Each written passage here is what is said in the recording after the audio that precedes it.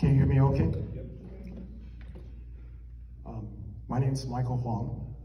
I'm a doctor practicing at Roseville. I've been asked to come here today to your committee to share with you my personal experience in treating COVID patients. In the past 2 years, we have treated over 2,000 COVID patients, many of them, hundreds of them in person. We have also saved over 2,000 of our frontline workers' jobs, hundreds of firefighters and nurses from the unlawful vaccine mandate. And very sadly, we have also treated over 1,000 kids with mass injuries. Just in the past week alone, we have seen over 100 children in my clinic. 80% of the boys that we've seen younger than age 8 suffer speech impediment because they're masked up for the past 2 years. 100% of the kids experience difficulty breathing, headache, anxiety, and fear from face mask use. And 100% of these kids also have natural immunity. And they do extremely well with COVID illness. Of the thousands of people that we had treated with COVID, we never had to actively manage any children. Driving to school for children and teachers are 1,000 times more dangerous than getting the viral illness from COVID. Many of you have voiced your feeling that the mask mandate, the requirement, is not a law. It is merely a guidance. Face masks and face covering, and I know this very, very well, I've been practicing medicine for the past 20 plus years. They do not block the tiny little viral particle that's literally millions of times smaller than the opening on the face mask. And I have treated thousands of COVID patients without wearing a face mask and without getting sick once.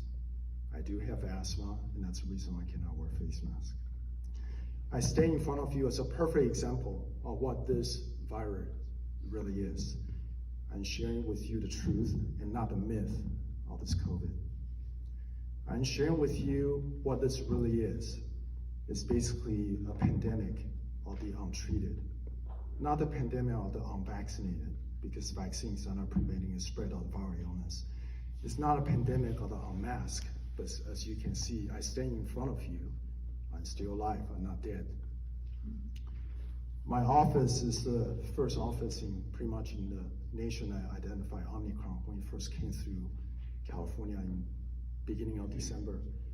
And we had treated hundreds of them successfully. This is not something difficult. We had created fear amongst children and fears and division amongst us all. I highly recommend the school board to drop the mask mandate and make it optional.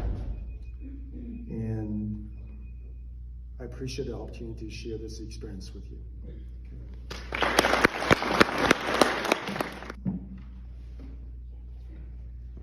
Before I start my speech, I wanted to send our thoughts and prayers to Ukraine. My name is Ashley Matsudo. I'm a healthcare provider working with Dr. Michael Huang. We have treated 2,000 patients successfully.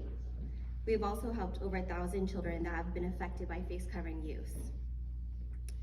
Just like Dr. Huang said, we're no longer in a pandemic of COVID. We're no longer in a pandemic of the treated, untreated, vaxxed, unvaxxed, masked, unmasked. We're in a pandemic of socialism.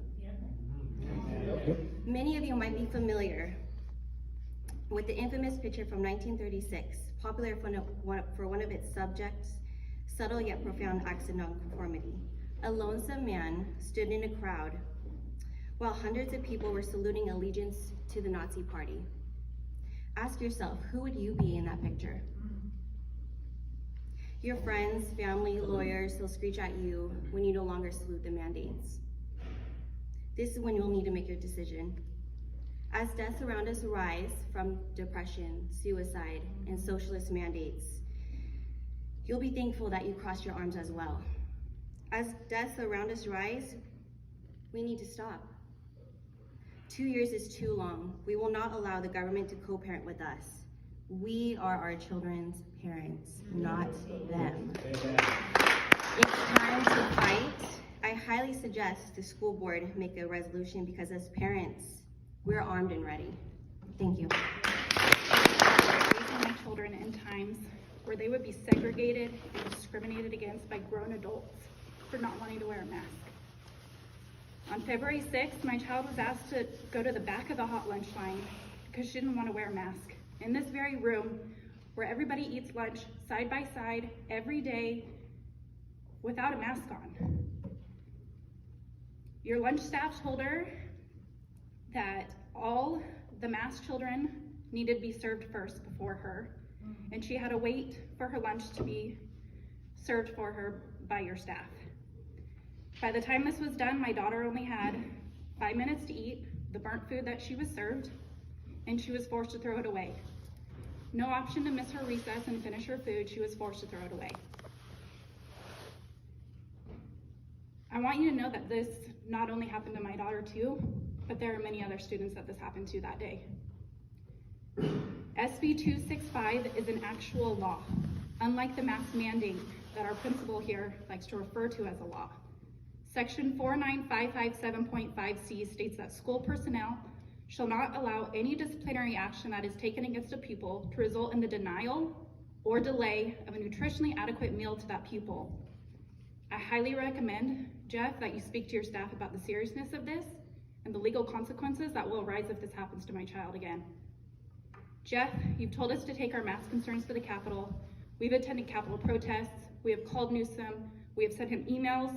We've met face-to-face with James Gallagher and Kevin Kiley to voice our concerns about our district here, along with sending them emails and calls.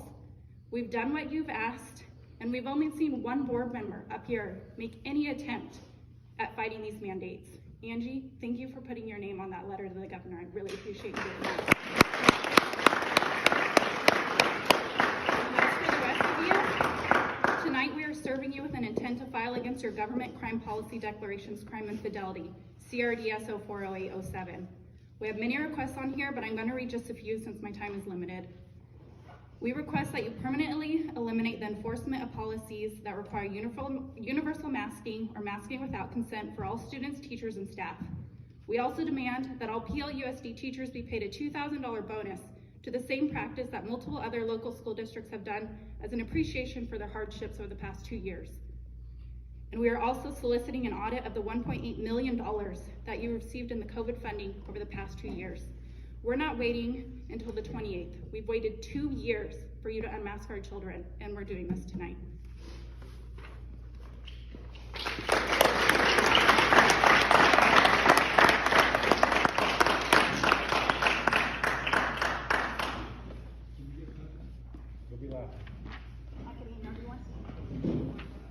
I had a daughter that attended Rio del Oro until it became unsafe for her to continue breathing through the mask.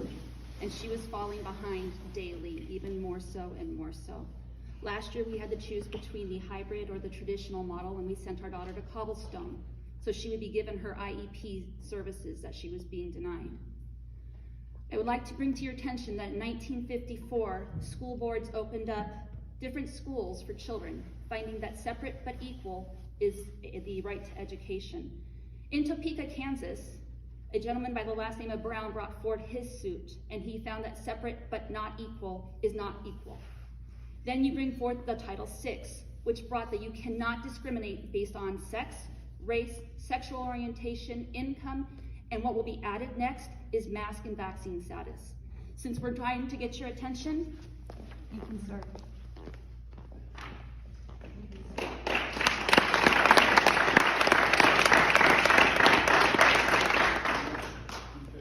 Hello, my name is Joanna Lasaga. Now I'm guessing that none of you guys signed up for this, being on a school board in the middle of a worldwide pandemic. Let's be honest, this has been no easy task for anyone involved, but at the end of the day, it's a position you chose to accept. And your role, first and foremost, is to protect our children. The fact that you're having to do it in these times doesn't lessen your responsibility. If anything, it increases it. Part of the process by which you become a board member includes an oath of office, correct? Every single one of you swore an oath to uphold the constitutions of this state and this country in accordance with Title 41 of the state code. And you all know that the constitutions protect our unalienable rights, correct? And any time a state makes a law that contradicts the federal constitution, it is notwithstanding, it's void. So how about the Fifth Amendment? The right to due process is not violated. One's rights cannot be taken away without due process. The 9th Amendment, the enumeration in the Constitution of certain rights shall not be construed to deny or disparage others retained by the people. The 14th Amendment, nor shall any state deprive a person of life, liberty, or property without due process. So where is all this mask mandate stuff coming from? An executive order. The governor claims his authority comes from the Emergency Health Powers Act. Well, this act clearly states the only way a person can be deprived of their rights, even in an emergency, is through due process.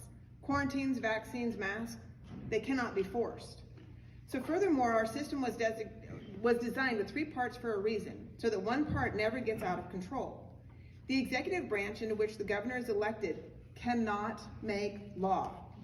Would you say we all have an inherent right to breathe fresh air? Do you guys own the students? Are any of you qualified to diagnose a communicable disease? Do you have consent from any of these parents to force their children to endure medical interventions?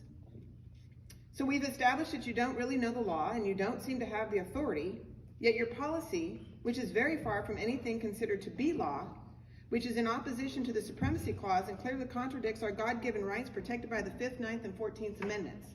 So on a scale of 1 to 10, how confident are you in these orders that you are blindly following? It better be a 10, because every one of you can be held personally liable by each and every one of these parents under Title 42, Section 1983 for deprivation of rights under color of law and simulating legal process. Depriving children of their rights is a serious crime, and ignorance of the law is no excuse. Your confidence in forcing medical interventions on minor children without written consent of the parents better be a 10, because there are a number of mamas right here who clearly do not consent, and since you approved the policies, each one of you can be held personally liable.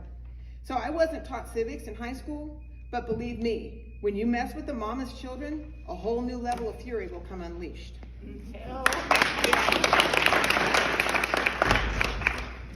Hello, my name is Hillary. I recently moved to Plumas Lake with my family. I have 2 children that are attending school here locally.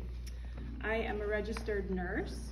I've been on the front line of this COVID-19 pandemic since day 1. I work on a COVID unit. I worked many extra shifts at the beginning of this pandemic when COVID vaccinations were rolled out. I have a wealth of knowledge that cannot be combined into 3 minutes, but I do have a few comments. For many years, 2 professions have been considered the most trustworthy: educators and medical professionals. My profession and the one that you are here representing. Both of our professions are losing the people's trust. Why? Because at this point in this pandemic, there are things that do not make sense. It's obvious to many people that decisions are being made in regards to this pandemic that are political in nature. These politics are directly related to state-funded entities such as hospitals and schools. The state of California has demanded that I must vaccinate my children so they can continue their education. I gave COVID vaccines for 5 months, and while I agree that they are beneficial to many people, they are not without risk. During my time working in the COVID vaccine clinic, I saw young, healthy people experience life-threatening anaphylactic reactions, episodes of extremely high or extremely low blood pressure, extremely high heart rate, loss of consciousness, seizures, all these things happening within 30 minutes of vaccination. And what are we seeing now? We are seeing heart inflammation in our very young children, altered reproductive function, vision and hearing loss, and honestly, the list goes on and on.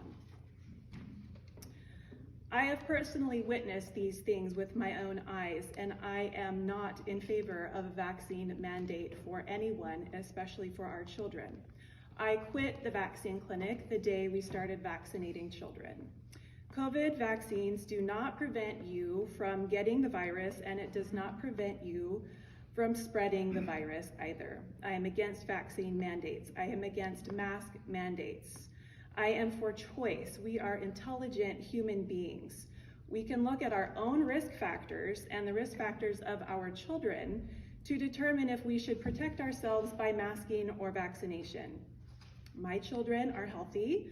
They have no underlying health conditions. They have had COVID and weathered that storm without severe illness.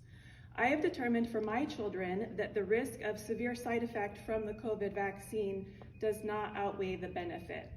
I'll finish, but I just request that you please consider our children and their health. Thank you. Good evening. Since the beginning of the school year, many of us have pleaded with you and given you resources to help change what was happening, to really put our teachers and kids' physical and mental health first. Your response has always been our hands are tied or just plain silence. That silence is deafening. 2 weeks ago, we had a group of students that were left outside in the cold because they wouldn't wear a mask, my 7-year-old being one of them. As my youngest son walked up to go to school with his brother and friends, all of them except my youngest grabbed a mask when Mr. PG said they needed one and walked into the cafeteria. I've asked why he was making the choice to not wear a mask, and he told me he wants to stand up because he doesn't want to wear one and he doesn't want other kids to have to either. He then said he would stand outside again. He was sent to the office 6 straight days, never making it into his classroom once. According to the education code, our children cannot be removed from school for peacefully refusing to wear a mask, and they cannot be forced into an independent study program. I'm afraid you have lost sight on what is the most important, our children. Last month, I presented you a letter to legislators signed by tons of different board members around California to end the state of emergency and to get back to local control.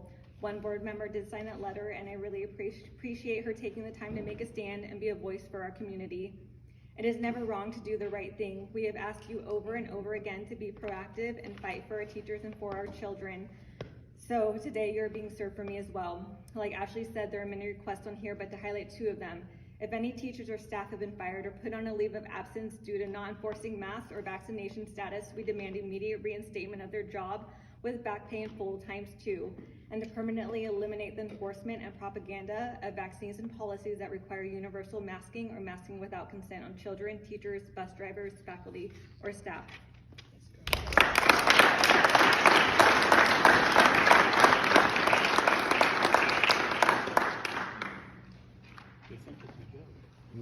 I'm a fellow in the American Academy of Optometry, a hospital administrator, and a member of the Yuba Sutter Board of Mental Health.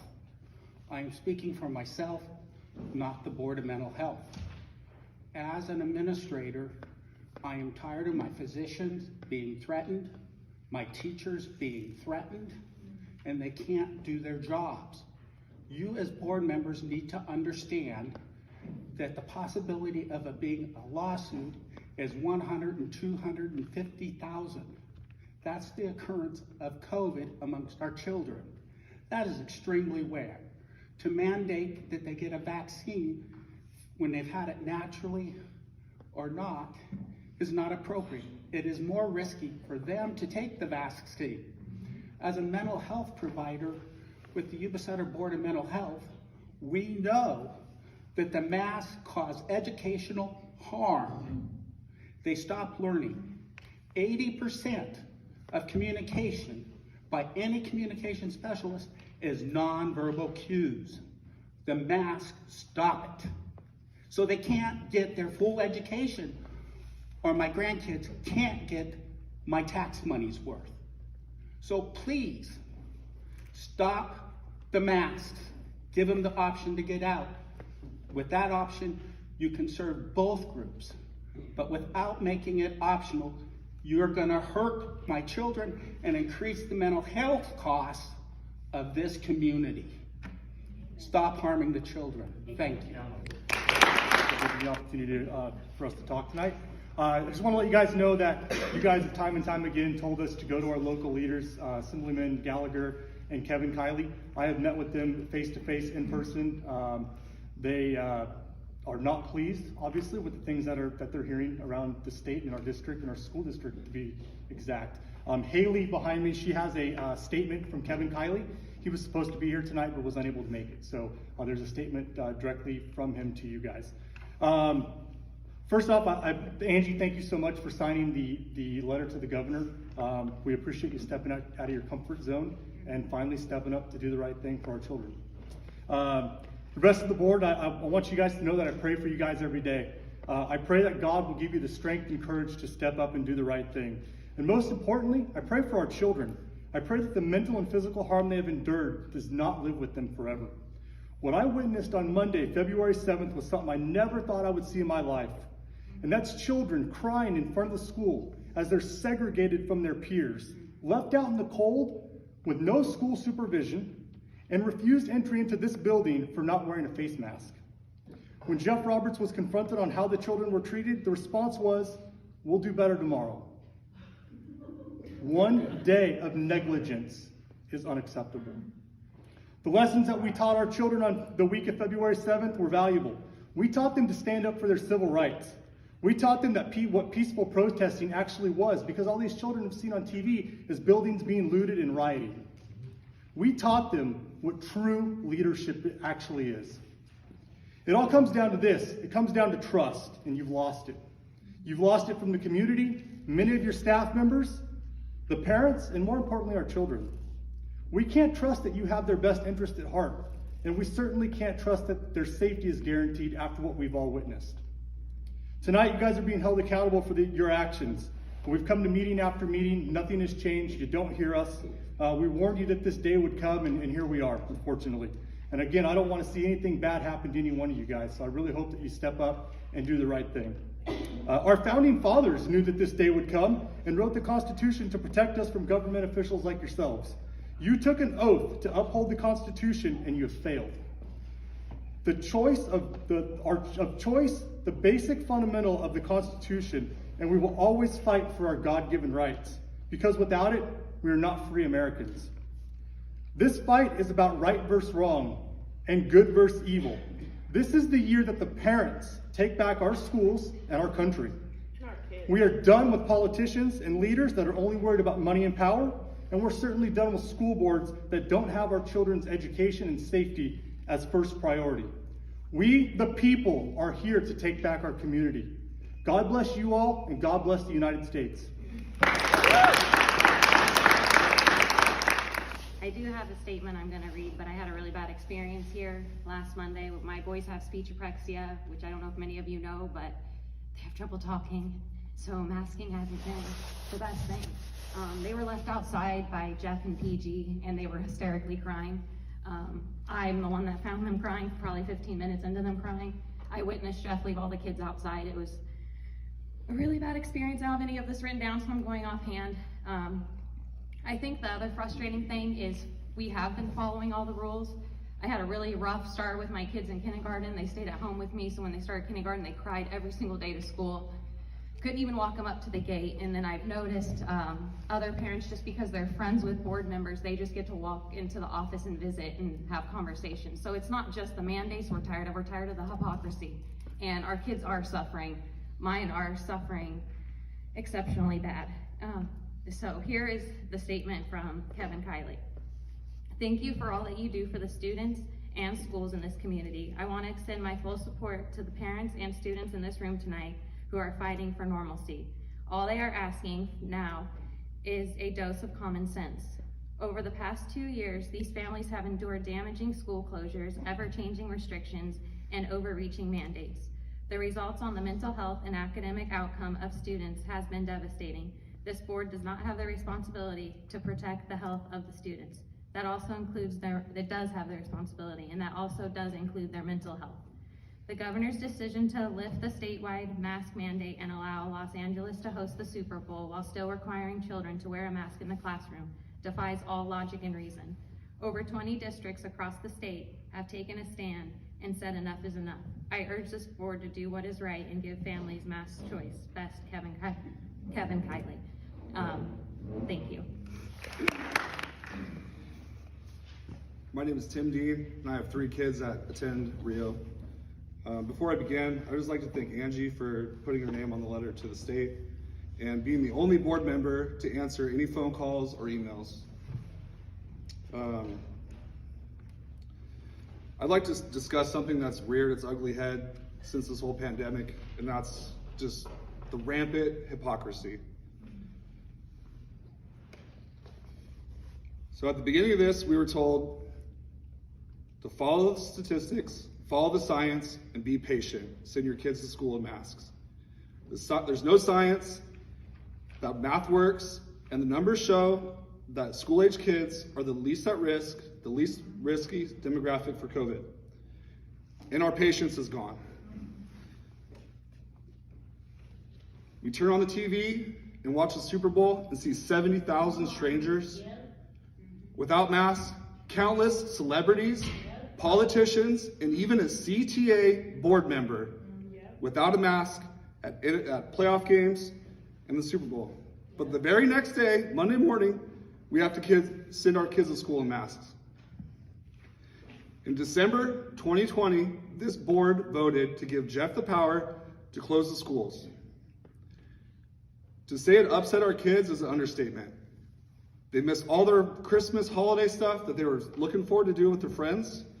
And it was hard to sit down and tell them that their school was closed. The reason that they closed the school was concern for community spread and masking, and that the virus was too dangerous to let our kids go to school. The very next day, we as parents were shocked to log into Facebook and see 2 board members posting pictures of them at a holiday party with no masks, no social distancing, no regard for the reasons that they closed our schools. We reached out to these board members and gave them the benefit of the doubt, asked them for an explanation. These pictures were old, anything. We were ignored. The board, some of the members lied about how they voted, which is dumb because the agenda is public and we can all see how they voted. They never apologized. They never issued a statement.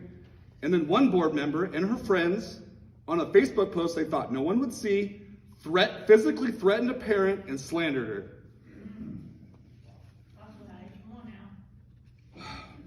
This lack of accountability and those actions, absolutely disgusting. The hypocrisy is just disgusting. Jeffrey Roberts.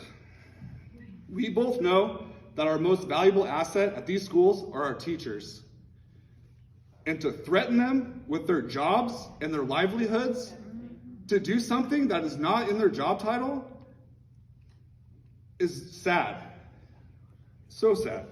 There's teachers up here at board meetings begging for help, and you were scrolling through your phone. You couldn't give them your 100% attention.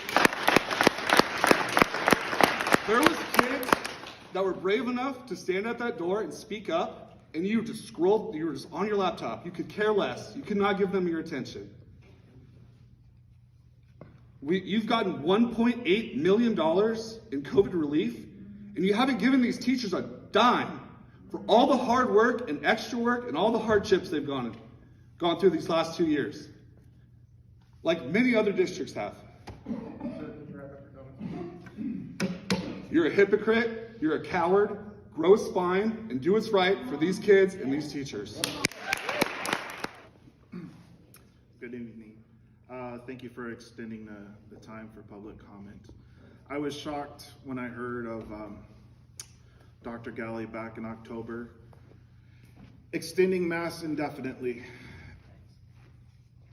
It aggravated me, it angered me. I've been sent constant, regular emails to Newsom, to my public officials, asking that they put some kind of a roadmap in place, make a decision, outline how this was going to end. I'd like to express my gratitude and thanks to Dr. Roberts and other members of the county, other district superintendents in the county who sent a letter to Governor Newsom requesting that he give a roadmap, asking how this was going to end. We haven't heard anything from Governor Newsom. He says he's going to do something in 2 days. I don't believe him. He's a hypocrite. He shows up and goes and attends sporting events without masks when he tells everybody else to.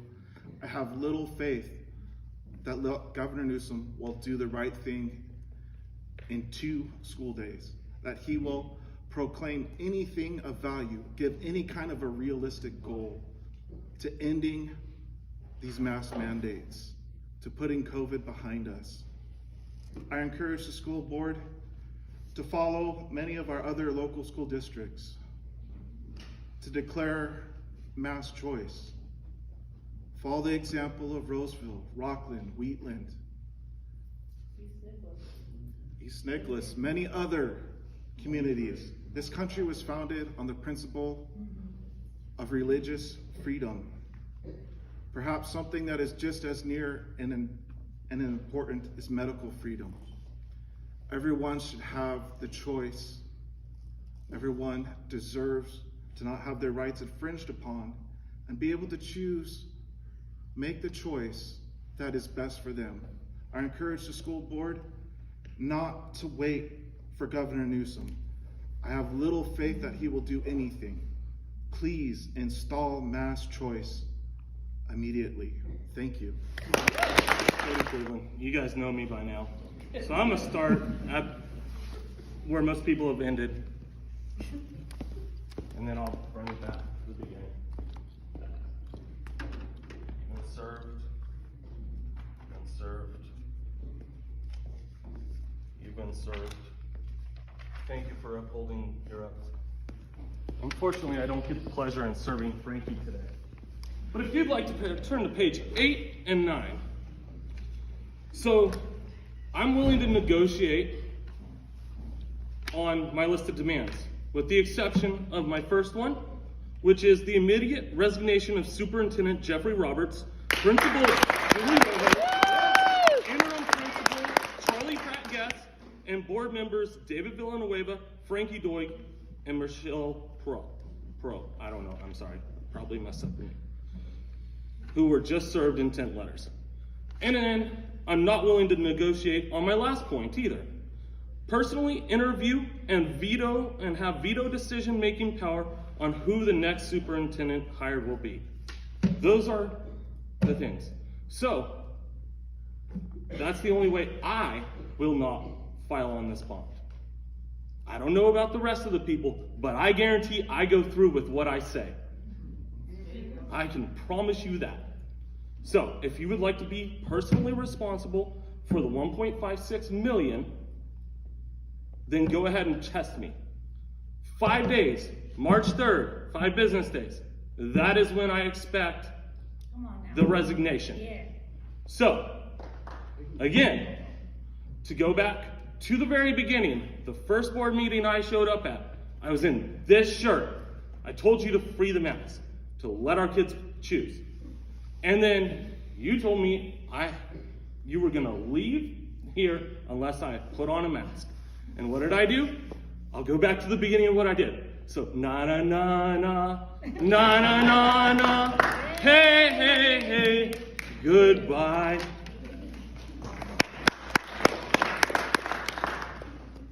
Hey there, my name is Rebecca Carlson, and I'm just asking for about 1 minute and 24 seconds. The dude over there went over his 3 minutes because he's higher up. He gets a little bit more privilege. Anyways, you know, I want to say, wow, you guys inspire me. You parents, you are the heartbeat of America. And I'm here to say, this is the nation we live in, America. And what does America do? We do not ask for permission for our God-given rights. Amen. Our rights are unalienable. They're not given by a school board. They're not given by a governor. They are not given by a state. They're not given by somebody else. They are given by the Lord Almighty. They're given by God. Amen. And children are entrusted to you guys, to us, to protect and save them. So you know what? Let's go back to 15 days to flatten the curve, my ass. And I don't even swear. Ask the people that I worked with for 20 years at Red Robin.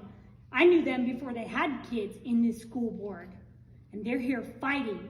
And I'm here standing with them because we have God-given rights. It's embarrassing to me.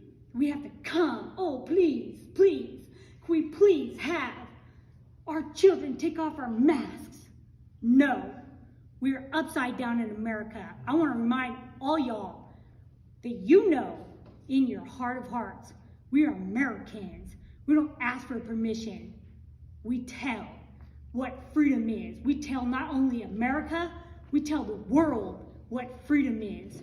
Freedom is God-given rights. That is why people love this nation. That is why we're the greatest nation ever in the world. Because of our Constitution, because of Spirit-led Christian, Judeo-Christian, which is actually, crack a book, educators, what this educational system was founded upon. Government, get out of our lives, shrink it back.